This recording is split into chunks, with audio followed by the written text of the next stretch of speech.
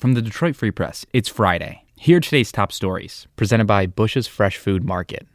Bush's has over 4,000 Michigan products, including the freshest fruit and vegetables, meat, seafood, and baked goods. Stop by one of Bush's 16 locations for the personal service you expect from your neighborhood grocer. For the Detroit Free Press Autos team, I'm Jamie LaRue.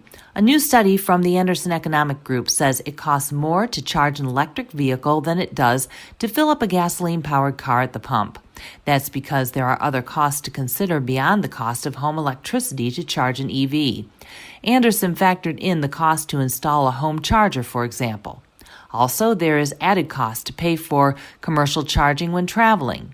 Then there is an EV tax that ranges from $135 to $235 a year in lieu of a gas tax in Michigan. Finally, there are the miles used driving great distances to find a commercial charging station. Add all that up, and a mid-level priced EV that's driven 12,000 miles a year would cost more than $1,500 a year to charge, whereas the same scenario for a mid-level price gasoline car that gets 33 miles per gallon costs about $1,000 a year to fuel. Also, the study found that the rates to charge an EV can vary more widely than gasoline prices do.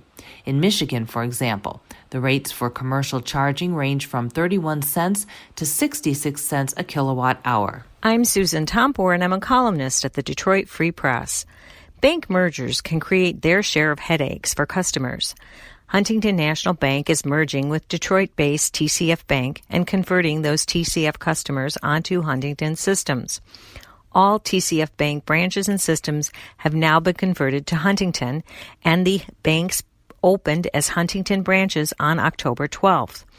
But some TCF banking customers expressed a great deal of frustration with how their online bill paying went into place and how long it took to correct issues.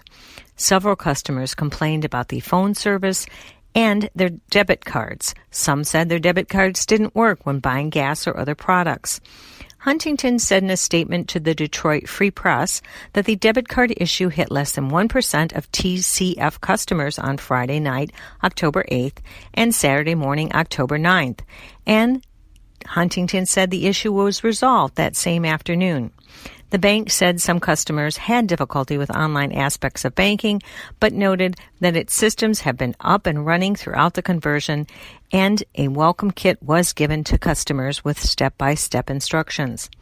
Talk to an upset customer, though, and you're hearing of a great deal of frustration.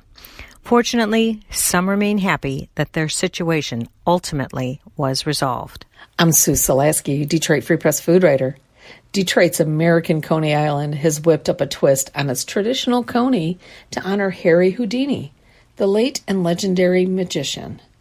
Houdini died in Detroit on Halloween nearly 100 years ago.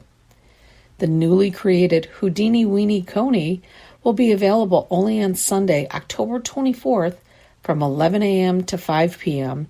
at the 104-year-old American Coney located on Lafayette Street in downtown Detroit.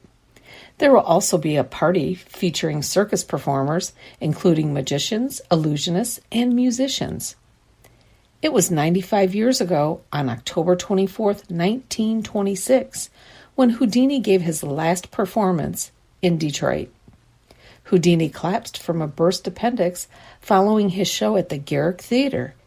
He died of peritonitis a week later. The Houdini Weenie is a traditional coney with a few additions. A layer of ground beef is under the hot dog. Tucked on the sides and inside the bun are French fries drizzled with cheese. And it's all topped with American's famous chili. A portion of Sunday sales also benefits the Autism Alliance of Michigan. I'm Andrew Hammond for the Free Press Sports Department. The Detroit Lions are honoring one of the greatest players in franchise history.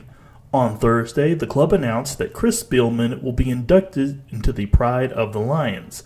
That honor will be bestowed on October 31st against the Philadelphia Eagles. Spielman will be the 19th player in Lions history to receive the honor. Spielman's surprise came as it appeared he would be making the announcement for another former player in a video posted on the Lions Twitter account. But It turns out the organization had other plans for the 4-time Pro Bowler. For more stories from the Detroit Free Press, be sure to check out freep.com. That's FREEP.com. If you're a fan and want to support our quality local journalism, subscribe. Go to freep.com/special offer.